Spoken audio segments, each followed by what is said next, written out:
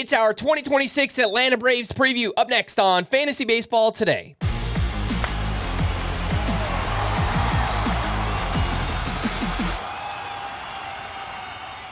Welcome to On the Beat, our mini team preview series here at Fantasy Baseball Today. I am Frank Stampfl, joined by Shawn Coleman, writer and podcaster for Battery Power and Hammer Territory. Make sure to give him a follow on X at StatsSAC. And let's begin with the Braves offseason. They started it acquiring Mauricio Dubon from the Astros. They signed Mike Yastrzemski. They addressed the bullpen. They re-signed Raisel Iglesias. They brought in reliever Robert Suarez. So big moves there in the bullpen. They also signed Ha-Seong Kim, who then got hurt, unfortunately, and will likely miss the first 6 weeks of the season. So it's been eventful. They've been linked to some other things as well. I guess there's a chance they still go out and make one or two more big splashes here. But what have you thought of the Braves offseason so far and the team that they have now heading into 2026?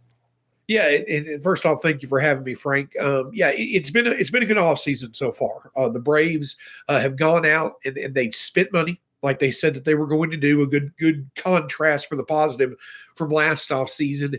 And they have definitely helped out with their versatility, their depth, things such as that. This team has raised their floor, which we unfortunately have found out over the past couple of years was lower than many of us ever thought it would get. But they've also added more consistency with some of the offensive players that they've added, the bullpen pieces that they've added. There's been such just a high-low, especially offensively, with this team at time over the past 2 years. Added some veteran talents. That's one thing that stands out.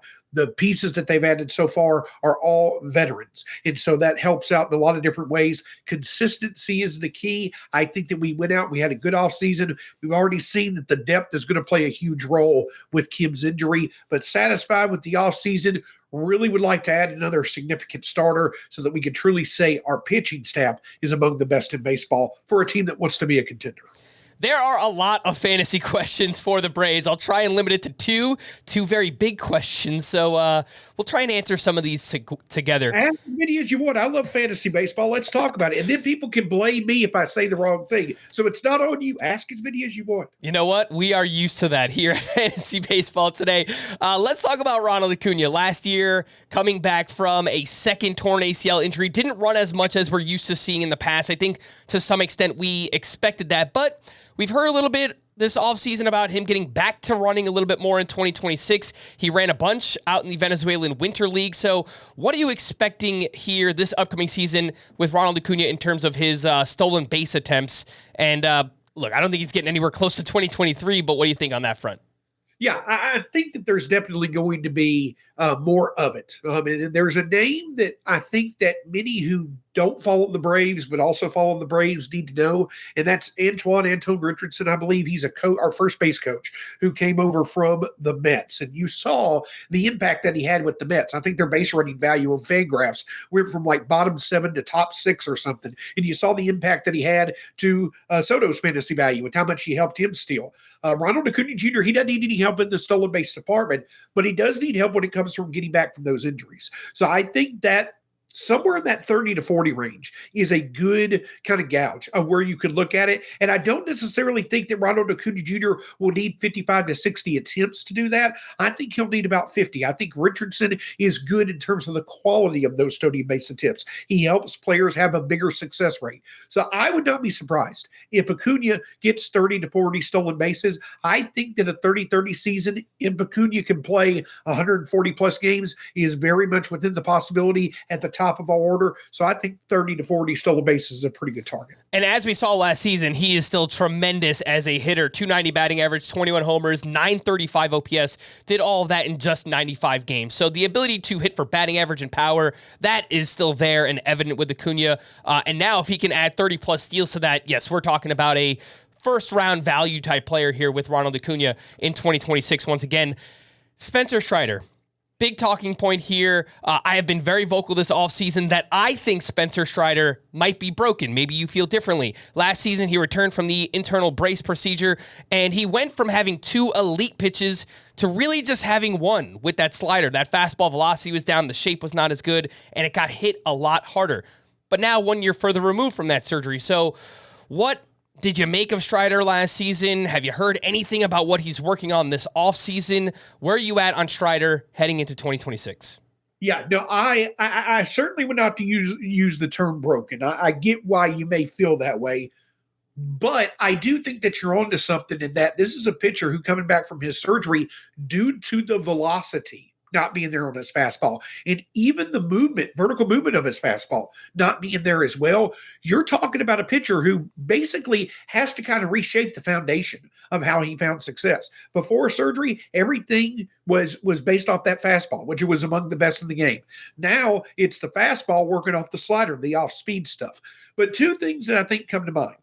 Number one, you're going to find few, if any, pitchers who are more in tune with their body, more focused in work ethic-wise, mental-wise, intelligence-wise, of really being able to, if they recognize they need to reshape their approach, Spencer Strider is going to be all for it, and he's going to put the work in to get it done. I also put a lot of faith in Jeremy Hefner, who I think did a great job with helping people exceed their talent levels with the Mets over the past couple of years. I think he can play a role in it. Do I feel that Spencer Strider has the ability instantly to get back to like being a top 10 starting pitcher? I don't. I don't necessarily think that's the case. Would I feel confident if Spencer Strider was there? Correct me if I'm wrong, Frank. Typically, you look for your SP3, SP4 level of fantasy, maybe in that fourth or fifth round of a redraft opportunity. That maybe that.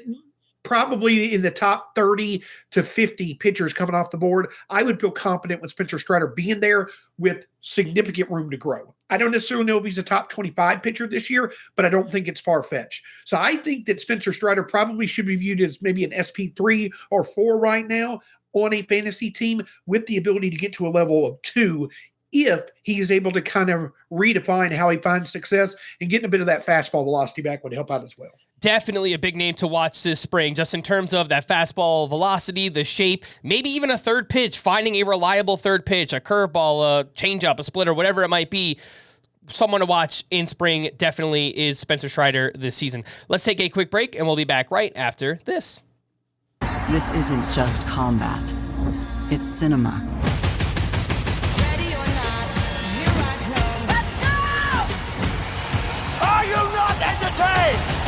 The new home of UFC, Paramount Plus. Welcome back in Fantasy Baseball. Today we're here previewing the Atlanta Braves with Shawn Coleman.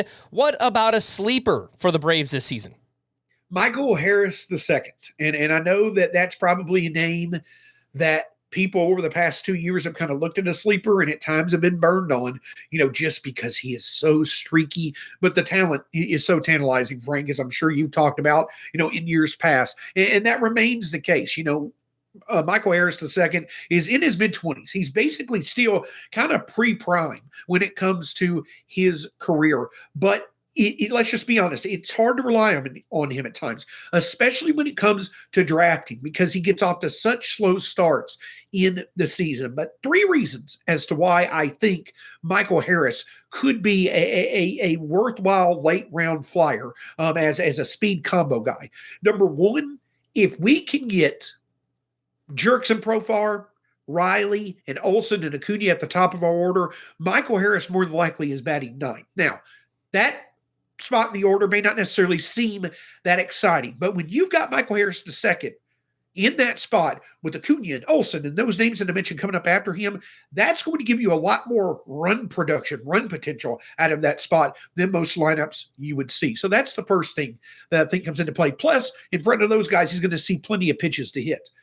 The second thing that stands out to me is, again, Richardson being our first base coach. If there's anybody who I think could really break out as being one of the top base runners in terms of steals in the game, it's Michael Harris II. If Juan Soto can go up 25 plus stolen bases over his previous career high, you could see Michael Harris easily getting to 30, 35 stolen bases. So I think that's a second reason as to why. And the third thing is, if nothing else, if you want to know an ace waiver wire focus, pick up Michael Harris II at the All-Star break. Because when you look at Michael Harris II from the All-Star break through the end of August throughout his career, he easily is a top 10 outfielder in that span of the season. So even if it may not be worth a draft pick, the time to pick him up would be at the start of the second half because he's consistently one of the best outfielders in the game in that July and August time frame. So certainly hoping the walk rate is the number to watch with him. If he can get on base more, he can run more. I think he could do good things,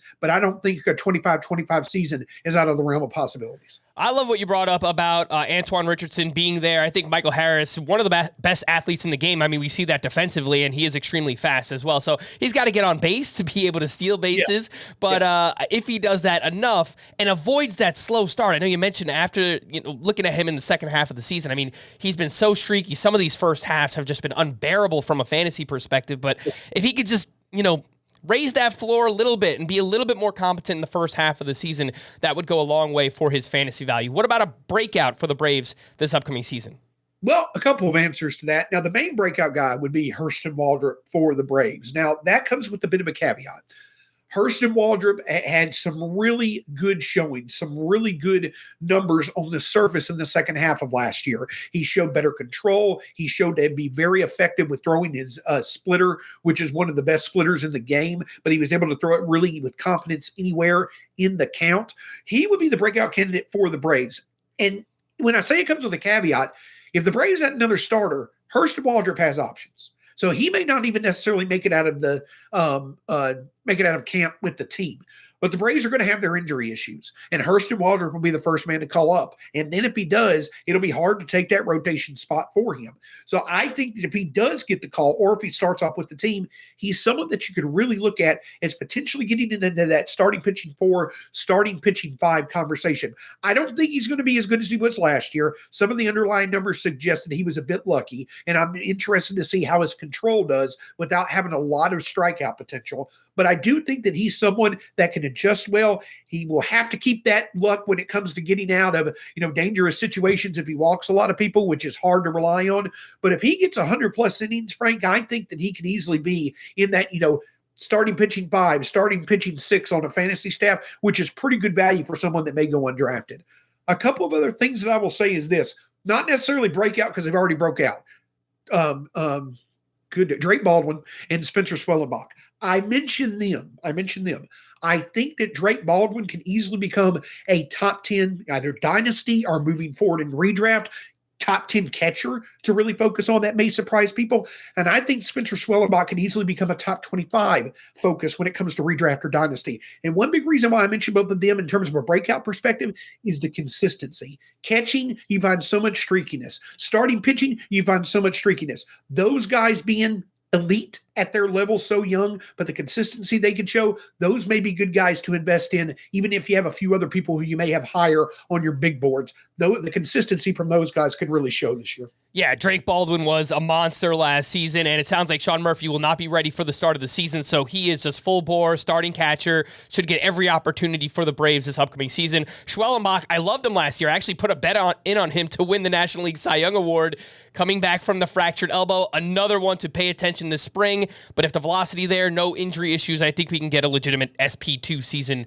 out of Schwellenbach from a fantasy perspective this year. Big thanks to Shawn Coleman, writer and podcaster for Battery Power and Hammer Territory. Make sure to give him a follow on X at StatsSAC. For more extensive fantasy baseball coverage, listen to our full-length podcast, Fantasy Baseball Today, on Spotify, Apple Podcasts, or anywhere else podcasts are found. Thanks for listening to our On the Beat team preview series, and we will be back again tomorrow. Bye-bye.